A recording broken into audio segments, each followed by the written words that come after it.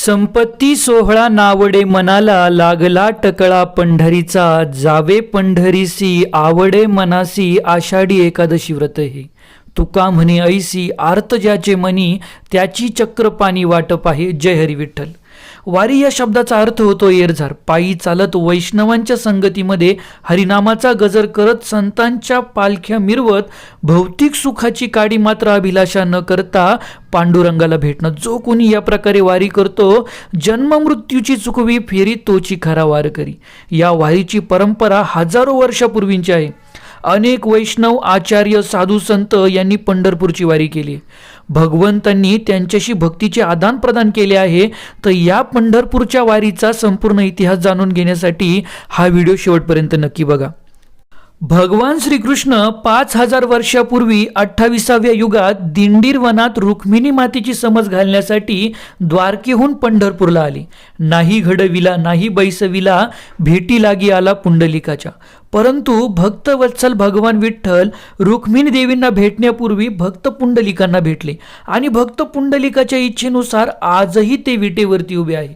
ज्यावेळी भगवंत विटेवरती उभे राहिले तेव्हा त्यांचे सुंदर असे रूप बघण्यासाठी सगळ्या देवी देवतांची दाटी झाली. त्यावेळी पहिली वारी कैलासावरून भगवान शिवशंकरांनी पार्वतीमाई, गणपती बाप्पा आणि नंदी समवेत केली.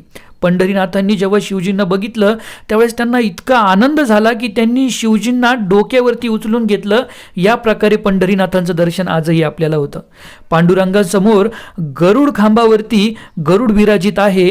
तर उजव्या बाजूला सनकादिक ब्रह्मा, डाव्या बाजूला त्या ठिकाणी 11 रुद्र आणि शिवशंकर, तर पाठीमागच्या बाजूला संपूर्ण इंद्रादी देवी देवता गंधर्व किन्नर हे भगवंतांचं स्तवन करत असतात.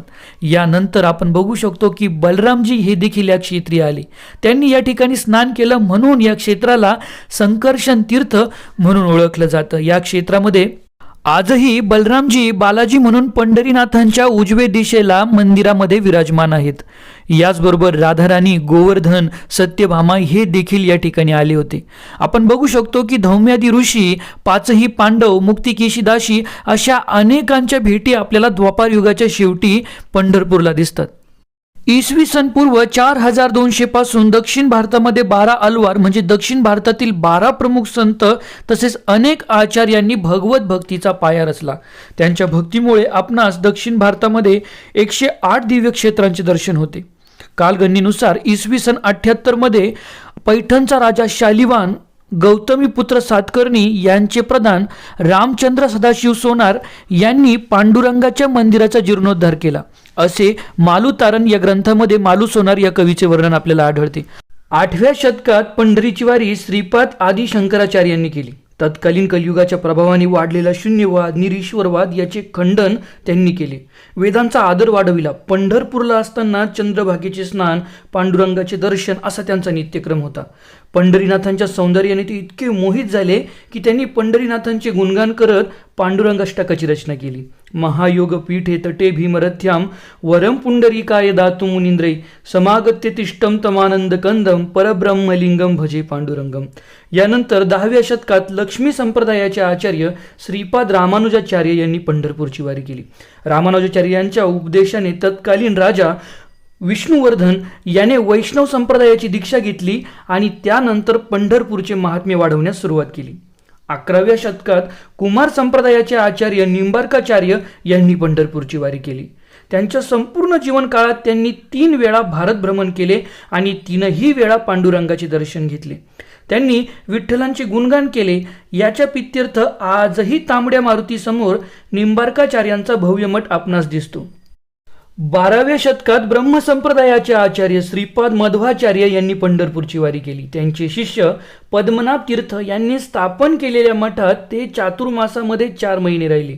भगवत कथा, चंद्रभागेचं स्नान, पांडुरंगाचं दर्शन हाच त्यांचा नित्यक्रम. इसवी सन 1261 मध्ये त्यांनी पंढरपुरामध्ये 3 विठ्ठल मूर्ती घडविल्या. या मूर्ती आजही आपणास पुत्तीजे मठ, पेजावर मठ, शिशूर मठ या ठिकाणी दक्षिण भारतात आपणास त्यांचं दर्शन होऊ शकतं. त्यानंतर 12व्या शतकाच्या उत्तरार्धामध्ये दक्षिण यात्रा करत असताना लक्ष्मी संप्रदायाचे आचार्य रामानंदाचार्य यांनी देखील पंढरपूरची वारी केली. पांडुरंगाचं दर्शन घेत ते आळंदीहून पुढील यात्रेमध्ये जात असताना सिद्धेश्वराजवळ एका ब्राह्मण स्त्रीला त्यांनी पुत्रवती भव हा आशीर्वाद दिला. ती ब्राह्मण स्त्री म्हणाली, माझे पती तर संन्यासी आहे, आपण मला हा आशीर्वाद कस काय दिला? त्यावेळी त्या ब्राह्मण स्त्रीच्या वर्णनावरून रामानंदाचार्यांना लक्षात आलं की तो संन्यासी आपला शिष्य आहे. भवानंद स्वामी हे त्यांचे नाव. तेच विठ्ठलपंत कुलकर्णी आपल्या गुरूंच्या आज्ञेने पुन्हा ग्रस्त आश्रमात परतले आणि त्यांच्या पोटी वारकरी संप्रदायाची पाया रचणारी रत्न म्हणजेच वैष्णव शिरोमणी माऊली ज्ञानोबाराय, निवृत्तीदादा, सोपान काका, मुक्ताबाई हे जन्माला आली. कुळ हे पावन कृष्ण नामे. प्राकृत भाषेत भगवद्गीतेची टीका ज्ञानेश्वरी रचत हरिमुखे म्हणा हा सोपा मार्ग त्यांनी जनसामान्यांना दिला. माझ्या जीवीची आवडी पंढरपुरी नेईन गुडी या प्रकारे खऱ्या अर्थाने आषाढी कार्तिकी वारीची परंपरा, पंढरीचा महिमा, पांडुरंगाचे गुणगान हे माऊली ज्ञानोबा, निवृत्तीदादा, सोपान काका, मुक्ताबाई, नामदेवराय, चोखोबा, गोरोबा, संत सेना, कृमदास, नरहरी, जनाबाई, सखुबाई या सगळ्या संतांनी सर्वत्र गायला. यापुढे दामाजी पंत, भानुदास महाराज या संतांनी ही परंपरा पुढे चालवली. 13व्या शतकापासून तर 15व्या शतकापर्यंत कर्नाटकातील दास परंपरा ही मोठ्या प्रमाणात दिसून येते. परम करुणा तरंगा श्री पांडुरंगा या प्रकारचा जयघोष करत श्रीपादराय यांनी कन्नड भाषेमध्ये विठ्ठल भक्तीपर काव्यरचना केली. पंढरपूरची वारी करत असताना श्रीपादरायांना पंढरीनाथांनी स्वप्नात दर्शन दिलं. भगवंतांनी सांगितल्याप्रमाणे रंग विठ्ठल ही मूर्ती त्यांना चंद्रभागेमध्ये प्राप्त झाली.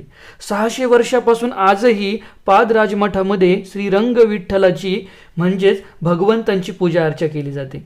वादिराज तीर्थ यांना पंढरीनाथांनी पंढरपूरला हयग्रीव रूपामध्ये दर्शन दिलं. त्याचप्रकारे नरहरी तीर्थ, श्रीपादराय, पुरंदरदास, कनकदास, विजयदास, गोपालदास, जगन्नाथदास अशा अनेक वैष्णवांच्या भेटी आपल्याला पंढरपूरला दिसतात. वैसारायांचे शिष्य विजयनगरचे राजा कृष्णदेवराय हे पंढरपूरवरून विजयनगरला पांडुरंगाला घेऊन गेले. तेव्हा भानुदास महाराजांनी विजयनगरला जाऊन पांडुरंगाला ते पुन्हा पंढरपूरला घेऊन आले. याच भानुदास महाराजांच्या 3ऱ्या पिढीमध्ये विठ्ठल भक्त संत एकनाथ महाराज जन्माला आले. विजयनगरचे तत्कालीन सावकार त्यांना स्वप्नामध्ये विजय विठ्ठलांनी सांगितलं की मला पैठणला एकनाथ महाराजांकडे जायचे आहे. असे भगवंतांचे छोटेसे विजय विठ्ठल विग्रह हे त्या सावकारांनी पैठणला पोहोच केले. आजही नाथ महाराजांच्या समाधीजवळ आपणास विजय विठ्ठलांचे दर्शन होऊ शकते. 15व्या शतकापासून तर आजपर्यंतचा वारीचा इतिहास देखील हा अतिशय अनुपम आहे. वल्लभाचार्य, चैतन्य महाप्रभू, संत तुकाराम महाराज, रामदास स्वामी ते आतापर्यंतची परंपरा ही आपण पुढील भागामध्ये बघू. ज्या आचार्य संतांच्या कृपेमुळे आपणास ही विठ्ठल भक्तीची परंपरा, कृष्ण भक्तीची संस्कृती प्राप्त झाली त्यांच्या प्रती आपण कृतज्ञ होऊन भगवंतांना प्रार्थना करू. हरे कृष्ण कृष्ण कृष्ण हरे हरे, हरे राम राम राम हरे हरे.